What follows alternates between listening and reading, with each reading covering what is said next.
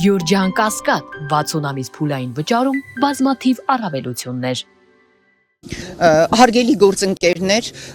միասին հասարակական քաղաքական այլընտրանքային շարժումը, որը միավորում է երկու կուսակցություն եւ 40-ից ավելի հասարակական կազմակերպություններ, այսօր եկել է ՄԱԿ-ի գլխավոր քարտուղարին Անտոնիո Գուտերիշին ներկայացնելու մեր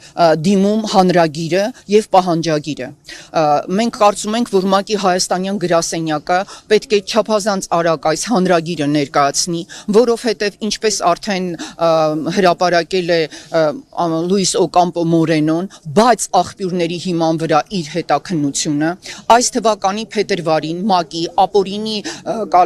անձանց ապօրինի կալանավորման հարցերով հանձնաժողովը տվել է եզրակացություն, որը թվագրվում է 46/2004 համարանիշով, եւ այդ եզրակացության մեջ հավաստված է, թե Ռուբեն Վարդանյանի կալանավորումը կամայական չէ։ Եվ բաց աղբյուրների վրա, կրկնում եմ, բաց աղբյուրների վրա հիմնված հետաքննությունը ցույց է տալիս, որ հանձնախումբը ղեկավարող Հաննա Յուտկիսկան գրանցված է ուղղակի աշխատում է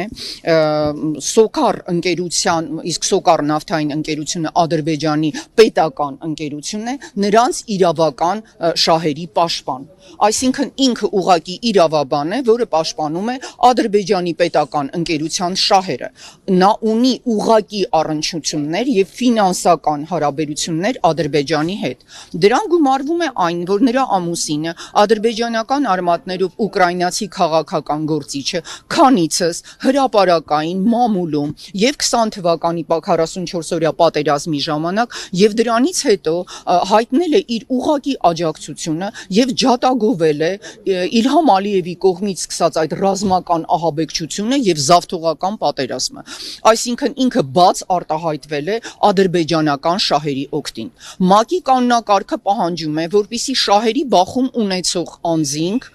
չկարողանան եւ չներգրավեն նման հանձնաժողովներում, որովհետեւ երբ կա շահերի բախում, ակնհայտ է ուղղակի միտումը։ Եվ մենք այս եզրակացությունը, այդ UNWGAD հանձնախմբի համարում ենք հենց ինքն է կամայական։ Եվ համոզված ենք, որ եթե այսպես շարունակվի եւ ՄԱԿ-ը հետ չկանչի այս եզրակացությունը եւ չձևավորի նոր հանձնախումբ համապատասխան ՄԱԿ-ի կանոնակարգին, մենք կունենանք Ադրբեջանի միջազգային հանցագործ վարչախմբի կողմից նոր այսպիսի դիմումներ եւ նրանք Բաքվի բանտերում ապօրինի գտնվող մեր պատանդների վերաբերյալ կկարողանան ըստ էության հենց գնել եւ կառավարել ՄԱԿ-ը եւ ստանալ թղթեր ապացուցելով, որ էթնիկ զտում անցկացրած ցեղասպան պետությունը չէ մեղավոր, այլ ազգերի ինքնորոշման միջազգային սկզբունքի հիման վրա ինքնահռչակված հանրապետության ազգային ազատագրական պայքարը իրականացնող գործիչներն են, իբրև թե ահաբեկիչներ։ Սա պատահական եզրակացություն չէ, այս եզրակացության հիմքում դրված է Ադրբեջանի միտումը միջազգային ատյանների միջոցով, եթե դրանից առաջ իրենք ուժով կարողացան այսպես փոխել ստատուս քվոն եւ զավթել Արցախը, հիմա փորձում են, իրենց թվում է, որ նաեւ մեր իշխանությունների դիրքորոշման շնորհիվ իրենք քաղաքականապես լուծել են այն հարցը, որ Արցախը այլևս չկա, հիմա էլ փորձում են իրավական ճանապարհով ապացուցել, որ Բաքվի բանտերում գտնվող անձինք իբրև թե կամայական չեն ձերբակալվել, այսինքն նրանց մեղսագրվելու է ռազմական հանցագործ եւ ահաբեկիչ լինելու մեղադրանքը այն պարագայում, երբ տարբեր ատյաններում նաեւ իսկ ՄԱԿ-ում հաստատված է, որ Ադրբեջանը ղեկավարող Իլհամ Ալիևի վարչախումբը էթնիկ զտում է իրականացրել, իսկ էթնիկ զտումը ուղղակի ցեղասպանական գործողություն է։ Եվ մենք պահանջում ենք Հաննա Յուտկովսկի գլխավորած հանձնախմբի այդ եզրակացությունը ճանաչել անվավեր, ելնելով զուտ ՄԱԿ-ի կանոնակարգից եւ ձևավորել նոր հանձնախումբ։ Տեսեք, նույն այդ նշած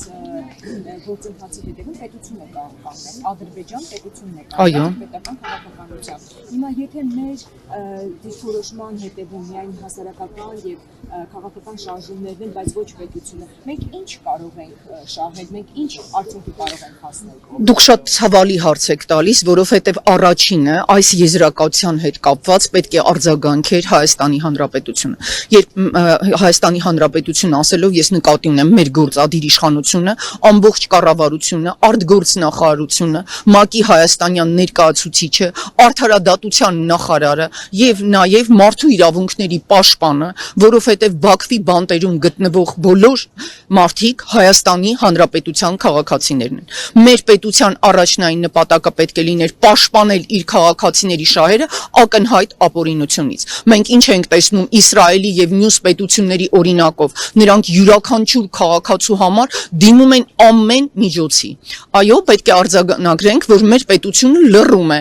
եւ այս խնդիրների բարձրաձայնումը իր վրա վերցրել է փաստորեն Լուիս Մորենո Օկամպոն։ Դրանից հետո ես կարծում եմ մենք չունենք այլ ընտրանք, եթե պետությունը լռում է, մենք իրենց ուղարկել ենք նաեւ համապատասխան փաստաթղթեր եւ մեր բողոքը եւ կարծում եմ հենց այս հանրային ելույթներն են, որ հեռարձակվում են, ցույց են տալիս, որ Հայաստանի Հանրապետությունում իշխանությունը գրաված քաղաքական ուժը, քաղաքացիական պայմանագիրը ոչ միայն չի կատարում իր սահմանադրական պարտքը պաշտպանել Հայաստանի Հանրապետության սահմանները, քաղաքացիների անվտանգությունը ու շահերը, այլև լռում է ելնելով տարբեր դրդապատճառներից։ Նրանք խոսում են վախի մասին, պատերազմի եւ նրանք կարծում են, որ չպաշտպանելով Հայաստանի Հանրապետության քաղաքացու անվտանգությունն ու շահը բերում են իբրև թե խաղաղություն։ Այս մեր բողոքը նաեւ հենց այդ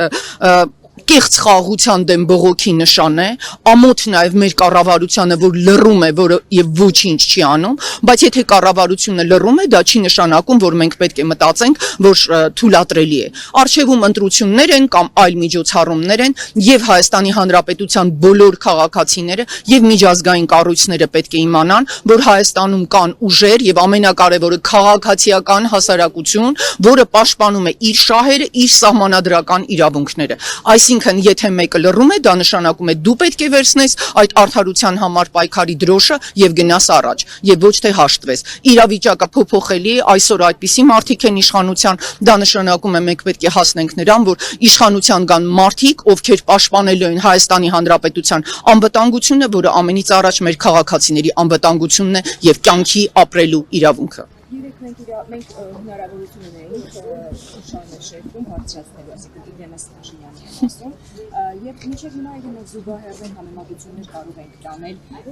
մեր գերիների եւ իսրայելական գերիների միջեւ, մենք այլևս չենք կարող դա տանել, որովհետեւ այդ պատանդների գերիները ազատվեցին, իսկ նրանք գնացին։ Գիտեք, մենք պետք է շարունակենք տանել այդ զուգահեռները։ Ես վերստին կրկնում եմ, Նիկոլ Փաշինյանը մեկնեց ըստ էության ՄԱԿ, գնաց ԵԽԽՎ, իսկ դրանից առաջ այնտեղ գնացող բոլոր պաշտոնական, այսպես պատվիրակությունները խոսում էին այն մասին, որ Արցախի ժողովուրդը իրացրել է ինքնորոշվելու իր միջազգային իրավունքը եւ որ Արցախի ինքնահռչակված հանրապետությունը բացարձակ օրինականորեն է կատարել այդ իր հանրաքվեն եւ ինքնորոշումը, իսկ այս անգամ փաստորեն Հայաստանի Հանրապետության վարչապետը գնաց վերստին այդ ատյաններում խոսելու այն մասին, որ արցախցիները պետք է ապրեն Հայաստանում, դրանով կարելի է ասել ինքը շարունակում է իր ուղեգիծը, բայց պետք է նշել, որ ինքը երբեք դա այս վերջի շրջանում չի թաքցնում, ինքը բազմիցս Հայաստանի տարբեր բարձր ամբիոններից, իսկ հիմա մենք տեսնում ենք արդեն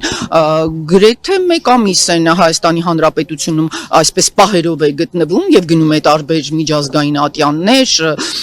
նաև այնպիսի ատյաններ, որ չես էլ հասկանում արդյոք այնտեղ կա անհրաժեշտություն գնալու թե ոչ, եւ ամեն անգամ այնտեղ